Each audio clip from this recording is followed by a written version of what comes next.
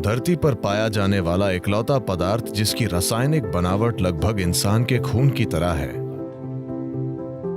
अगर इसका यूं ही सेवन किया जाए तो इसका एक तरह से असर होता है, अगर इसका सेवन ठंडे पानी के साथ किया जाए तो इसका असर अलग होता है।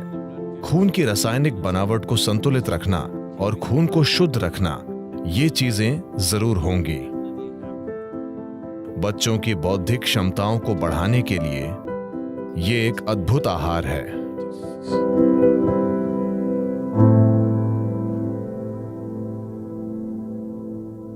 कर्नाटक में कुछ जनजातियां हैं जिन्हें जेनु कुर्बा कहते हैं। जेनु कुर्बा यानी वे शहद इकट्ठा करते हैं। कुछ समय पहले मुझे उनके साथ कुछ समय के लिए रहने का मौका मिला था। उनका आहार कुछ ऐसा है। सुबह सबसे पहली चीज एक बांस का गिलास, यानी बांस की टहनी इस तरह से कटी हुई, इसमें करीब 3/4 लीटर शहद आ जाता है। सुबह 3/4 लीटर शहद, बस यही आहार है। आप सुबह 3/4 लीटर शहद पीते हैं और फिर आप जंगल में चले जाते हैं। एक दिन में आप आसानी से 30 से 40 किलोमीटर चलते हैं और आप कम से कम 50 पेड़ों पर चढ़ते और उतरते हैं, ऊपर नीचे, और शाम तक कुछ और नहीं खाते। छत्ते से शहद निकालते वक्त जो भी आपके हाथों में लगता है आप उसे चाट लेते हैं। तो एक दिन में आप लगभग 1-1.5 लीटर से ज्यादा शहद पी रहे हैं। जब आप शाम में वापस आते हैं तो कुछ अनाज होता है, आमतौर पर इसे जोला कहते हैं। ये ज्वार है, ये मक्के जैसा होता है, मक्का या रागी या ऐसा ही कुछ। उनका रोज का मुख्य भोजन शहद है और आप ये 3/4 लीटर शहद पीते हैं और पूरे दिन इतने सक्रिय रहते हैं, लेकिन भूख नहीं लगती। वे बस वैसे ही ऊर्जा से भरे रहते हैं। वे इस पर ही जीते हैं। उन्हें शहद चरवाहा कहते हैं। शहद ही उनका आहार है। शहद उन सबसे अच्छी चीजों में से एक है जिनका आप सेवन कर सकते हैं। मानसिक स्थिरता, शारीरिक खुशहाली, जीवन शक्ति, इन सभी चीजों को काफी हद तक बढ़ाया जा सकता है सिर्फ रोजाना शहद के सेवन से।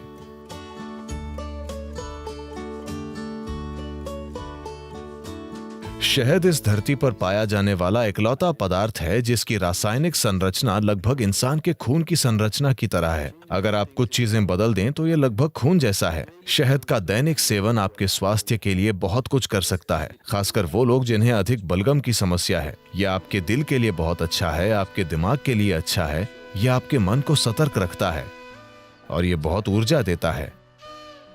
तो हर दिन शहद का सेवन बहुत कुछ कर सकता है। खासकर अगर आपके बढ़ते बच्चे हैं तो उन्हें रोज शहद का सेवन करना चाहिए। ये उनकी बुद्धि और हर तरह के विकास के लिए बहुत कुछ करेगा। सफेद कद्दू भी। सफेद कद्दू और शहद दोनों चीजें एक साथ मिलकर बच्चों के लिए एक शानदार आहार हैं, उनकी बौद्धिक क्षमता को बढ़ाने के लिए।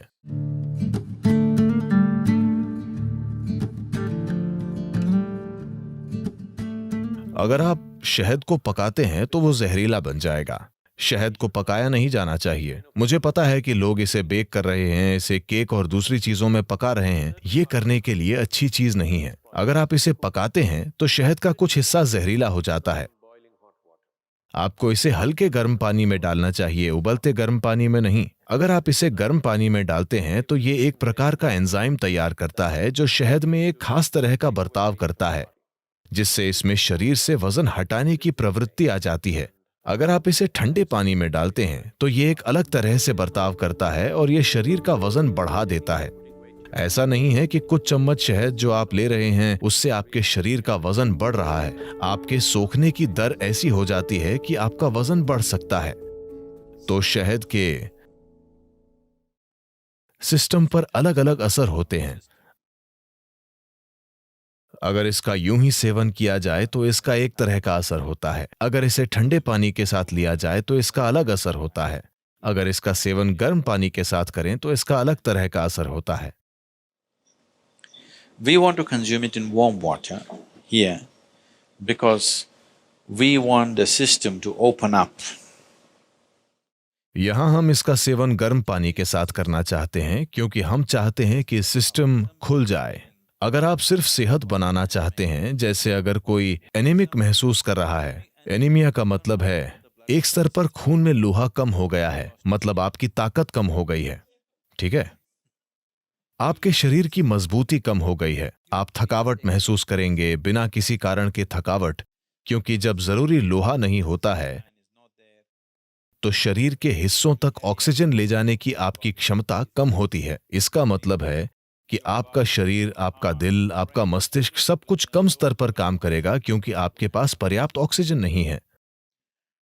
तो इसे ठीक करने के लिए एक आसान चीज ये है कि आप रोजाना गर्म पानी में थोड़ा सा शहद मिलाकर पिएं और आप देखेंगे कि धीरे धीरे आपकी आरबीसी की मात्रा बढ़ जाएगी। अगर खून में ऑक्सीजन ज्यादा है तो अचानक आपको ऊर्जा का विस्फोट महसूस होगा। अचानक सब कुछ सक्रिय है, शरीर की पुनर्जीवन प्रणाली बेहतर है, मृत कोशिकाएं जल्दी जल्दी बदल रही हैं। शरीर में आप जो आलस महसूस करते हैं वो काफी कम है, मन में आप जो आलस महसूस करते हैं वो काफी कम है।